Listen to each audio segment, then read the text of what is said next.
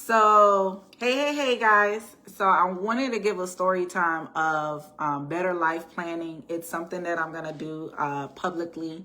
I think I'm going to start doing it every year, and I'm going to be doing a life planning for the following year. And so, why September? Well, I worked in corporate, and even in business, I noticed that they usually do budget cycles around September and October. And when I started to look at the background between that of why they did their year to year like that, I thought it was really phenomenal. So I was like, okay, yeah, I'm gonna do it with my peoples. I'm gonna do it with my community. One of the things so I used to do vision boards, right? And so with my vision board, I used to categorize different areas of my life, what I wanted to see happen, a goal for me to accomplish, a goal for me to even start on. And I used to, grab magazines, cut out pictures, and I place them all over my board.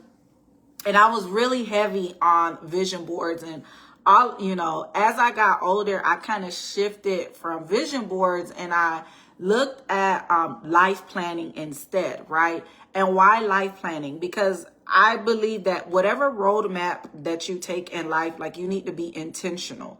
As you get older, you need to be intentional. You have to be intentional with your money. You got to be intentional with your time. You got to be intentional with your career, with your business. You got to be intentional about the stuff that matters to you in life. And one of the reasons why, let me just go back to the vision board. So when I used to do vision boards, my very first time actually doing a vision board was in 2014. In 2014, I went to buy this property, guys. I didn't know nothing about buying property. Around that time, I was just like, I'm tired of paying rent. These people keep going up on rent. This doesn't make any sense, right? And so I remember I found the perfect property, perfect location, right? And we went to see the property, guys, before we even did the application. Back then, it was different. We seen the property before we did the, no. I'm sorry. We did the application. And when we did the application at the time, I wasn't on the application. And so we found the perfect property. We found the perfect thing. And I remember the realtor, the lender calling us and saying hey, your credit didn't meet the realtor saying your credit didn't meet the threshold. And I remember feeling so defeated. And again, guys, I didn't have a realtor that was on game about credit. At the time, I realized that I really could have got the house, but whatever. They just didn't want to take the chance. And I remember feeling so defeated. And so what I did in 2014, I remember just grabbing a big old poster, and I put on my poster that I was going to get the house, that I was going to work my tail off for 2 years, and I was going to get the house that I wanted to get. And the reason why I gave myself 2 years was because I knew that I needed a certain amount of money down payment to put down on the house. And then also my credit was deplorable at that time. So I was like, okay, well, let me give myself 2 years, about a year and a half to make sure that I get on my point. When I say I got that poster, guys, I got that poster. I got a key that I didn't even know that I needed to use anymore. And I did the glue gun. I put the key on the poster. I put the type of house that I wanted. I basically put everything that I had wanted to see in the house because of the fact that I lost that home. And that home was a perfect home for me. I lost that home because of my credit. That was the only thing that was stopping me, was because of my credit. And I said, okay, this is what I'm going to do. I'm going to be purposeful, and I'm going to work my tail off to make sure that I get the home. Well, 2 years later, I did get the home. But one of the things that I realized with me was when I wrote things down, it was as if the vision became plain, right? And so from that time, I was always doing vision board. Every year, I would do them by myself. It will be me and my family. We will do it together, and we will say, okay, these were the things that we wanted to see in our life. This is the things that we wanted to do in our life. And I truly believe in Habakkuk 2. Habakkuk 2 is very, very simple. Like, people just like to overcomplicate it. I made things very simple. I never was, whenever I did my goals, especially like if it was for like a year time, I never overcomplicated it. But one of the things that I did too is I would place it in an area of my room to like remind me that, hey, this is the vision that you said you put before you. This is what you need to do. And I think sometimes we lose focus on the vision because we're not able to see it, right? Let's say I was in that season of my life where I needed to see the vision. Now, I'm no longer in that season. Like, I don't need to see the vision. I'm just very intentional about what I say that I'm going to do, or what I say that I write down as a vision for my life. But back then in that season, like, I needed the reminder to see what I said that I was going to do. So every time I would see that poster, guys, I would be like, nope, I'm not going out to eat. Every time I see that poster, guys, nope, I'm going to go cook. Every time I see that poster, I was just like, nope, I'm going to limit the outings that I'm doing. I'm going to limit, like, I was cutting out. I think around that time is when, so Sprint, I don't even know if they have Sprint anymore. Do y'all know if they got Sprint? I'm not sure. Hopefully somebody, do they even have Sprint anymore? I don't know if they have Sprint anymore. But around that time, Sprint was the grifter of all grifters, right? A lot of people talk about, I don't know, Verizon Wireless. I'm not sure. But Sprint was the grifter of all grifter around that time. And I remember looking at my Sprint bill and I was just like, there's no way that I'm paying this amount of money for this phone bill. And so I calculated how much I was paying for a phone bill. And around that time, I found out about prepaid phones. And so what I did is I was like, you know what? Instead of this Sprint phone bill that I'm paying all of this money for. So what I did is I purchased, I don't know if I was able to take my Sprint phone. I'm not sure. I don't remember if I took my Sprint phone and got it jailbroken. I'm not even sure. But I remember taking my phone. I found the prepaid plan. And baby, I was paying that little $35, $40, whatever, everywhere.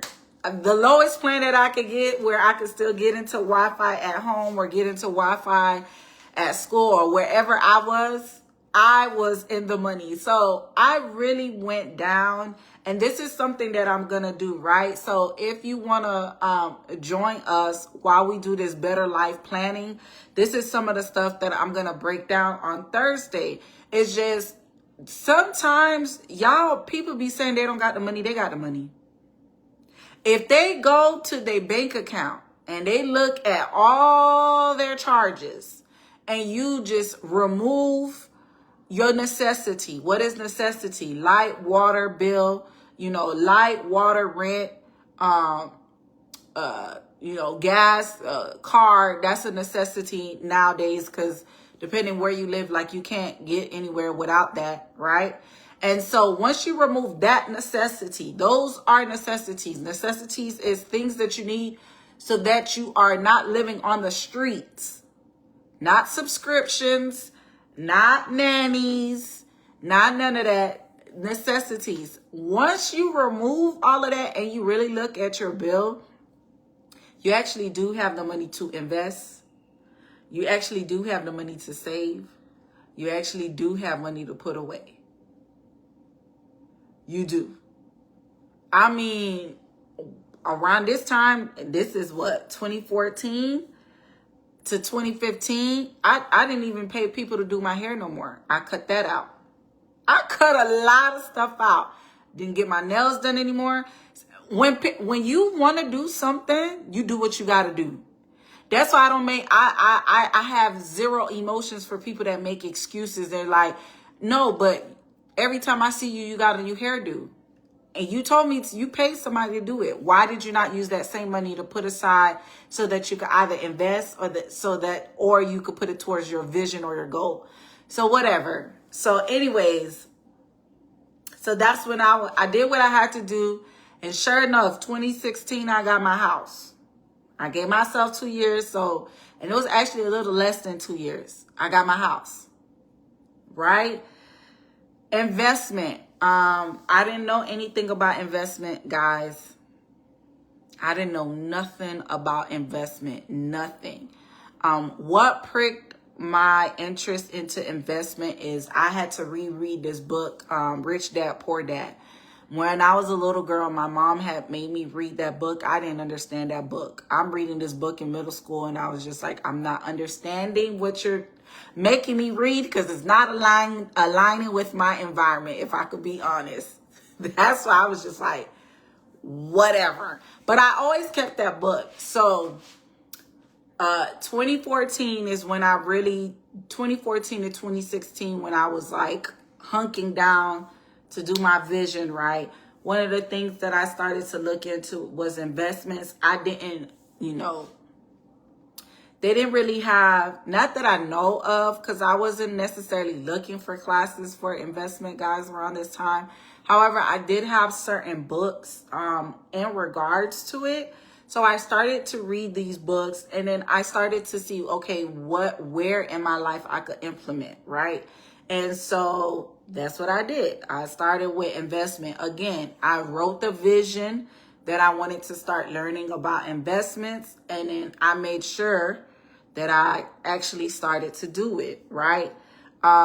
Business conference. So in the last 5 years, right, I had peak interest that was one of my intentional goals, was to attend a few business conferences. I did know that it would have cost me some money.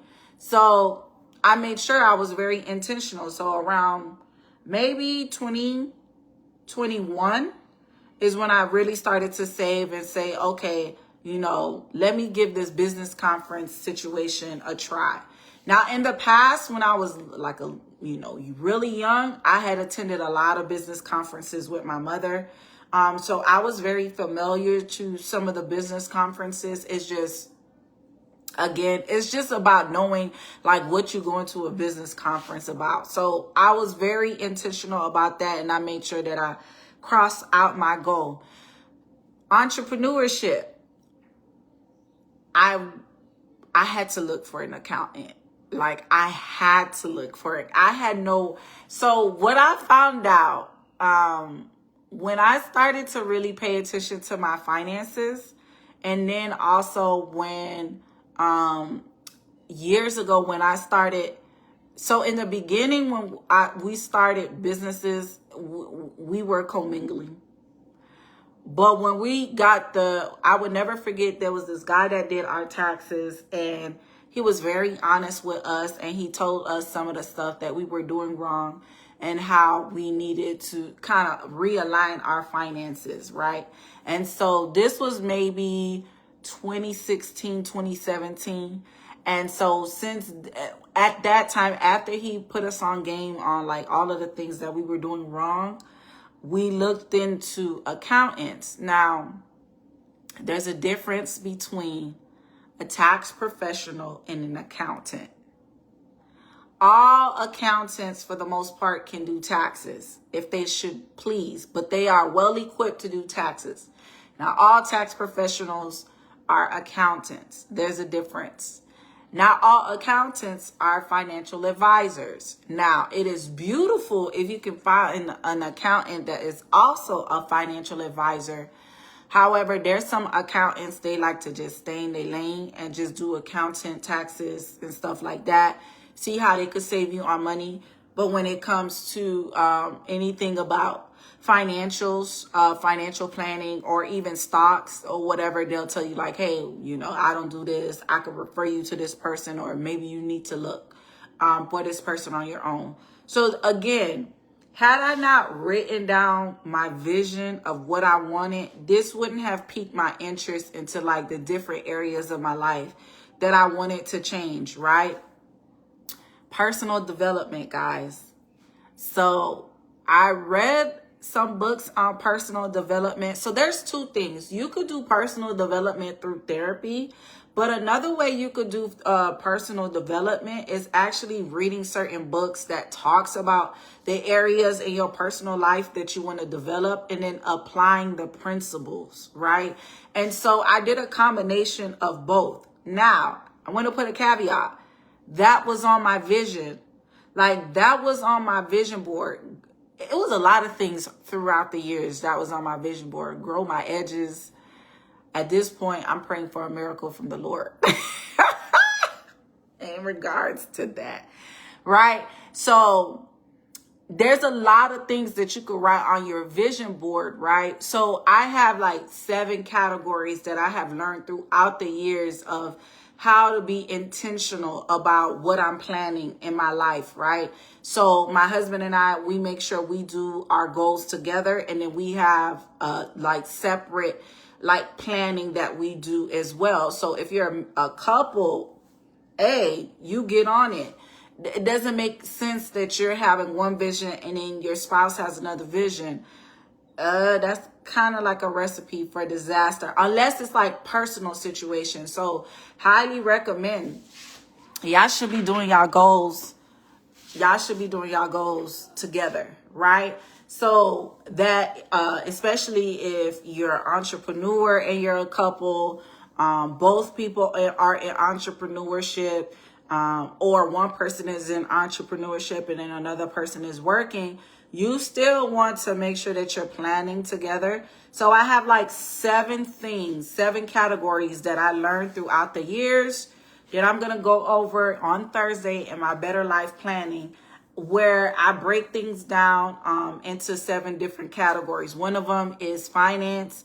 One of them is charity. One of them is family. One of them is personal. And then you could get the rest on Thursday when I go over it, right? And so I learned these things throughout the years. And see, a lot of times when you hear these people say, oh, you need to do personal growth, right?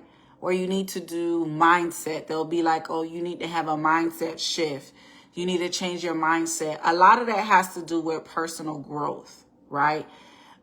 Because you could do mindset shift all you want, but if you're not growing individually as a person, like, you're really not going to obtain or hold on to the personal growth, or hold on to the mindset shift that you're wanting, right?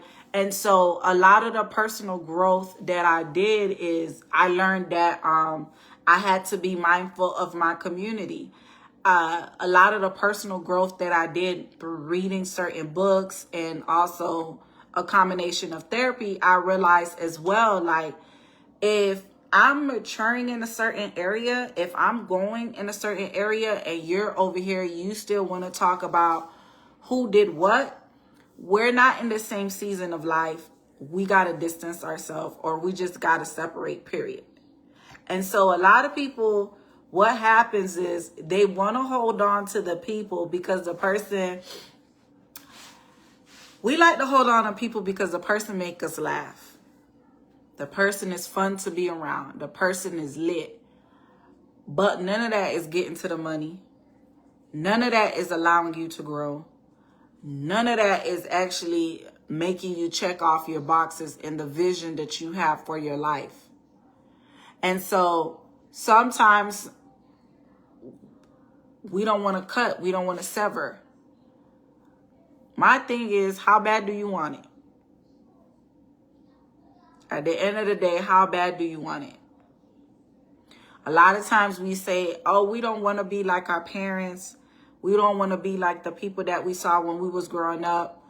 But then when you look at your life, you're doing the same exact thing. It's just exemplifying in different ways, right? And so how are you going to be the person to be set apart from that? Like, how are you going to be the example for even your children that, yes, you're doing what you said you're going to do? Now, I will say this. If you're the first person to kind of pioneer you doing whatever your vision is, it's going to be hard. Like, I would never forget when 2014, when I went into the process to look to buy a home, we went to our parents, and our parents couldn't even tell us how they got a home, and they had homes. I was livid, because I was like, well, how did y'all get these homes? And y'all don't know, y'all can't even walk us on how to get a home. And they basically broke down how, you know, when they were buying a home, like all they needed was a paycheck and they got the home. And so I was like, well, what was y'all credit scores? I remember my mom was like, I don't know. I don't think they had a requirement. I said, are you sure? Wait a minute. Y'all just got home that easy? And she was like, yeah, it was a different time. All we needed proof was to show that we had a paycheck. And so in 2014, I was super frustrated, because I'm like, how do I have parents that have homes that cannot walk me through the home buying process? Because they don't know nothing about the home buying process. All they knew is they showed their proof that they had a check, that they had a paycheck, and they just signed off documents. It was beyond me. Now it makes sense why the market crashed in 2008, 2009. 2014 made perfect sense why the market had crashed. Perfect sense. And so even in that, I had to self-teach myself the home buying process as much as I could, right? I didn't really have a realtor that, he was more focused on getting us a house. He wasn't really focused on us, like the process that we needed to do. I will say this, guys. That's why I said sometimes it's good to network with the people that you work with. So there were people that we had worked with, and we was telling them that we was trying to go through a home buying process. Well, let me back that up. There was some people we was working with, and they had invited us to how you call it when you get a new home and you have a party? I forget what it's called, guys. What is it called? Kind of like a housewarming. Okay, it was a friend of a friend. So we went to the housewarming, beautiful house. We're talking. I'm a natural. I'm a network. Hey, how you doing? How you know these people? X, Y, and Z, right? And so it was at that party that I was able to get in contact with the lender. And one of the people there was like a mortgage lender. And he was the one to help me, work me through the process. Because for whatever reason, the realtor that I had act like they didn't want to help me. And I think they didn't want to help me because around that time, there was a lot of foreclosures in the area. And I was really interested in purchasing a foreclosure. And the lady act like she didn't want to help me. So it was through that party. So it was a coworker. That coworker invited us to their friend's housewarming. And it was there that I was able to find a lender. And the lender helped me on like the credit part or whatever the case may be. And he walked us through it. He told us what we needed to do. So he was phenomenal when it came to that. Then when it was time, I ended up reaching back out to that realtor. And I think the realtor didn't want to deal with me because she thought that I was still interested in foreclosure. And she referred me off to somebody else. And I think also because my purchase price, I had a big loan, but my purchase price was low. Like I made sure that it was low because I was like, I'm not going to be playing these games. I ain't graduate from college yet. I was like, no, I need it low, which I had the right thinking, right? So anyway, even in that, right, it's the building. I kept all of my vision boards. So I think I had stopped doing vision boards in 2019. 2018, 2019 is when I stopped the vision boards. But all of the years that I had the vision boards, I kept them and I saw the progress. And where I saw the progress, like I was really excited that I saw all of the progress of everything that I wanted to do on my vision board. But there was one year in particular that I noticed that I didn't do anything, like I didn't have nothing personally. And I was just in a season where I was just like, okay, it's good that I'm getting to the bag. It's good that I'm moving up. It's good that, okay, we have a business. It's good that, okay, we're getting another property. It's good that I have savings. But one of the things that I saw that was missing was personal growth. And I really wanted personal growth at that time. There was a lot of changing that was happening. My friendships were changing. The people that I was around was changing. I wanted to change. Like, I wanted to remove myself from certain circles. And I just didn't know how to necessarily do it, guys. Like, I'm from the hood. They don't talk about personal growth. Like, that's not in their conversations. I'll just leave it at that. And so when I saw that I was changing, and then also what sparked my interest was around that time, I was getting invited to this person, right? I was getting invited to this person's house. This person was Caucasian. I will never forget them. I think they absolutely shifted my mind on how I viewed things and how I perceive things. And I remember, like, every time we was invited to their house for a cookout, they were very open about politics. They were very open about, like, all of the taboo subjects that they say that you can't talk about in the workplace. They were so open about it. And every time we went there, they were very open about it. And I remember saying to myself that I wanted to be able to hold a conversation with them, because the few times that I was there, I was not able to necessarily hold a conversation. I did more listening than talking. The very first time I met them and they were so open about politics is that I would never forget, the guy questioned me and my views on Christianity and how that aligned with some of the laws or some of the things that were getting passed. And he was like, well, do you understand it, Angela? And I was just like, no, like, we didn't talk about stuff like this at home. We don't talk about stuff like this at church. I said, my friend's not talking about none of this. Like, where would I learn this? And I remember him challenging me because he was like, how do you just vote for stuff and you don't even understand it? Now, I will never forget this guy, because this guy really opened my mind on that I was just doing stuff because everybody else did it, and I wasn't even going to do the research myself. So he opened my mind about researching things and not just selecting things. And I told him, I said, well, they come around, they come to the schools. He was really older individual. And I was like, well, as far as I can tell, they just come around. They tell all these high schoolers, they tell all these college students to vote. And they don't break down, like, how to vote according to your morals, how to vote according to your ethics, how to vote according to what it is on the paper. What is the implication of that? What is the policies on that? And so he opened my mind to that. He also opened my mind, like, I didn't know that, bro. I didn't know white people just talk about government and politics and this, that, and the third. I didn't realize, like, that was their table talk.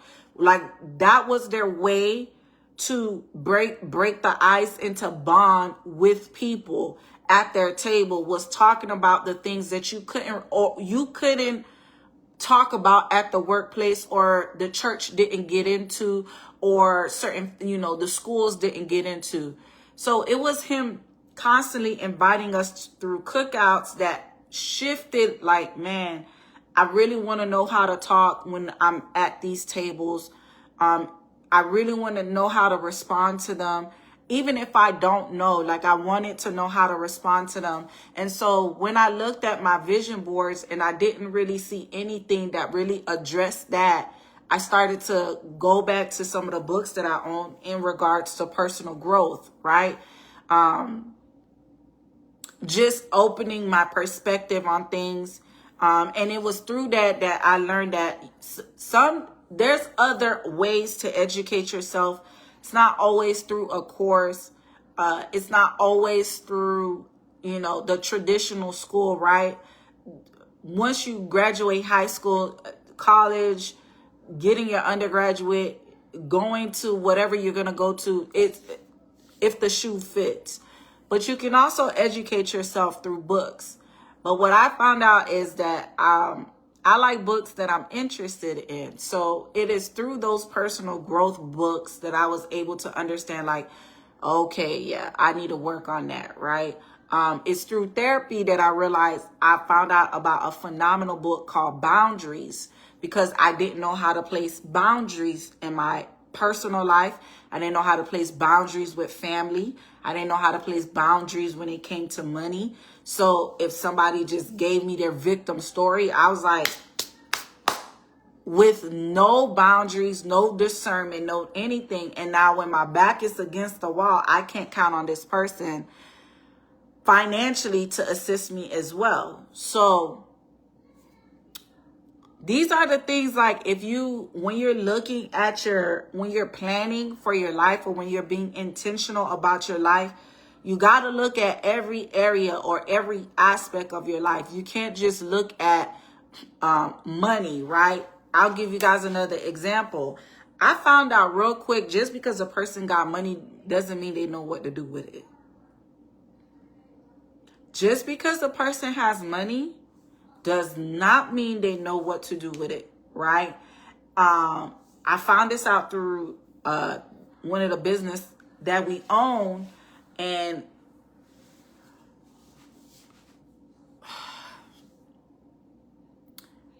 we met this guy. He was very wealthy, and he had opened up a new business in a new territory, right? So he opened up a new business.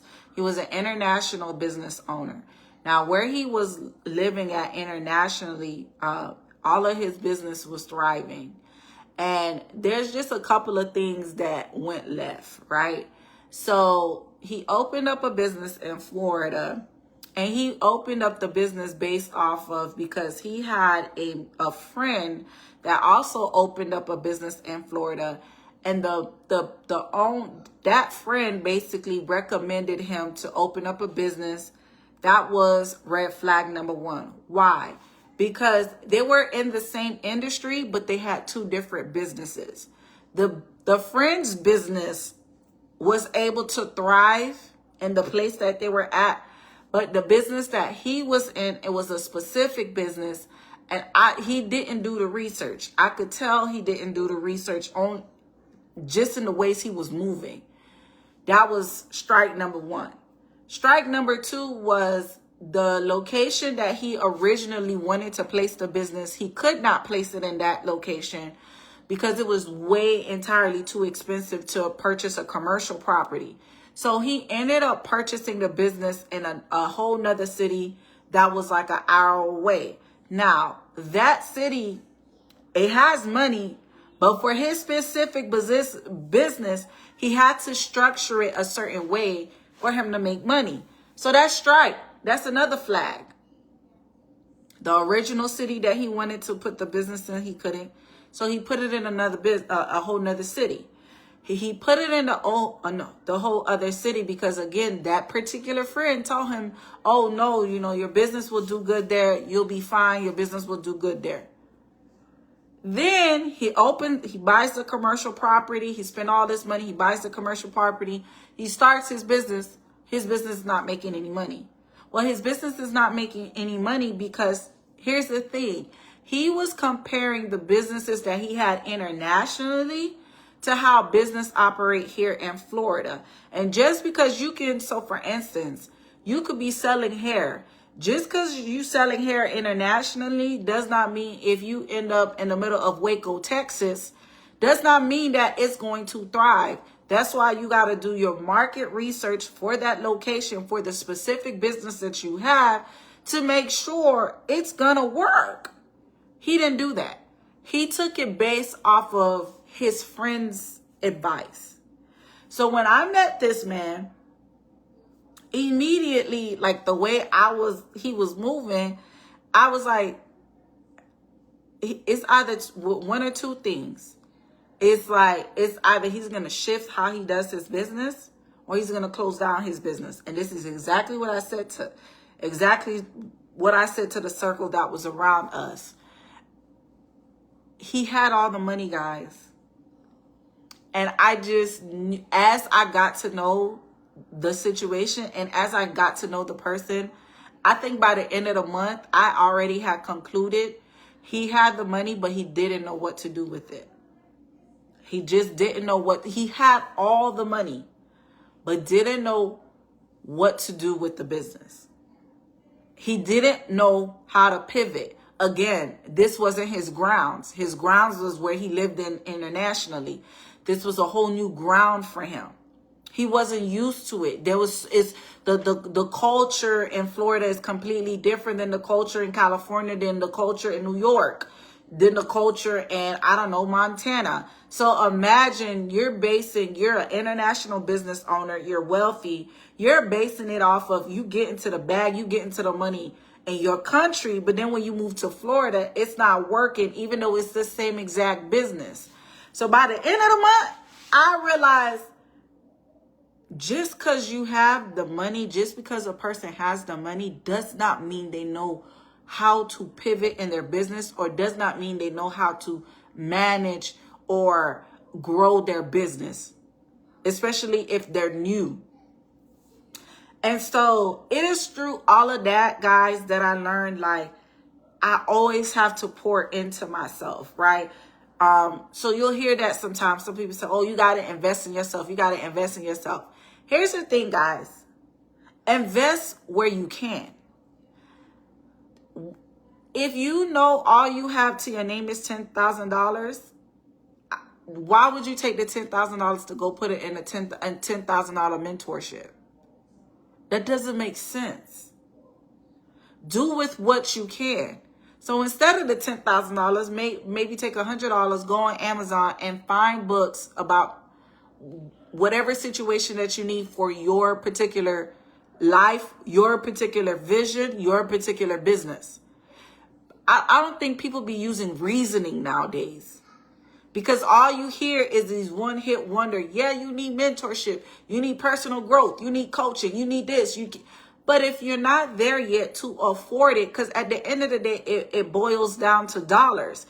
If you have not made the dollars to be able to afford that yet, then do with what you can. That's why we still have a library. That's why we still have people who make books and they're thriving in their books because of that. I just told y'all, I started to learn about investments through some of the books that I learned. I learned Rich Dad, Poor Dad. There's this Susie Orman book. That's what piqued my interest on how to invest. Now, did I follow every single thing that they did? No, because some of those things were outside of my range. And I knew that. And so because I knew it was outside of my range, I was like, well, let me just stick to with what I can. If you work a 9 to 5. Anyways, I'm not going to give y'all all the tea. Y'all need to go Better Life Planning. I'm doing that publicly on YouTube Thursday night. So I highly recommend y'all join. I highly recommend y'all tune in, because I'm going to break all of this down, because some of the stuff is like people go out of their way, and it's like they get into the rat race of constantly being a consumer.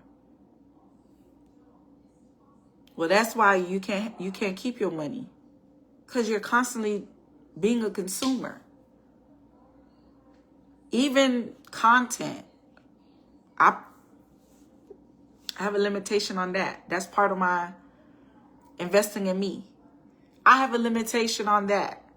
I do a little bit of, there's only a few people that I can count on with my hands that I listen to as far as spiritual is concerned, spiritual growth, spiritual journey, spiritual teaching, right? So I limit it.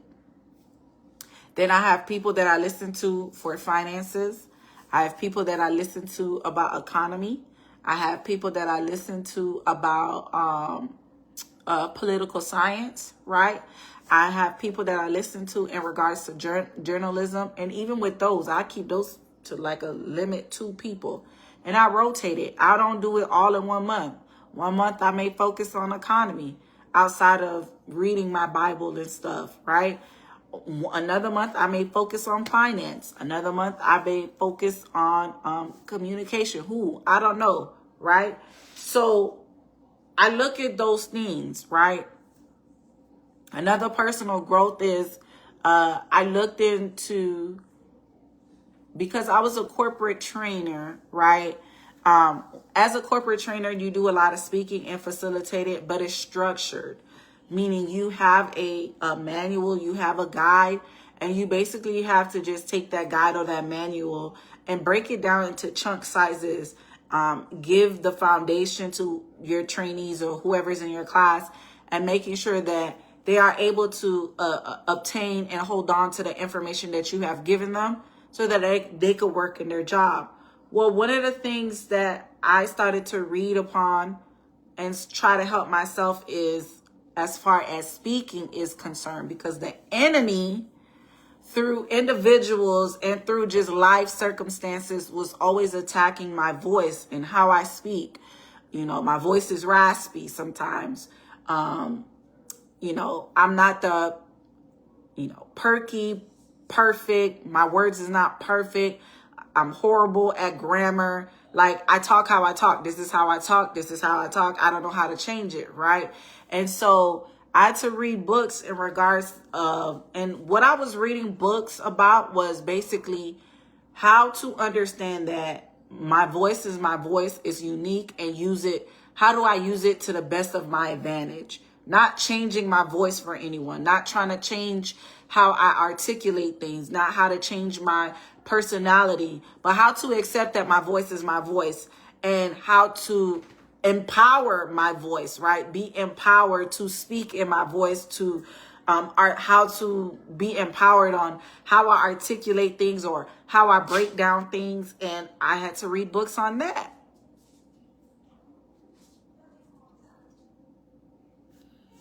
So yeah, guys,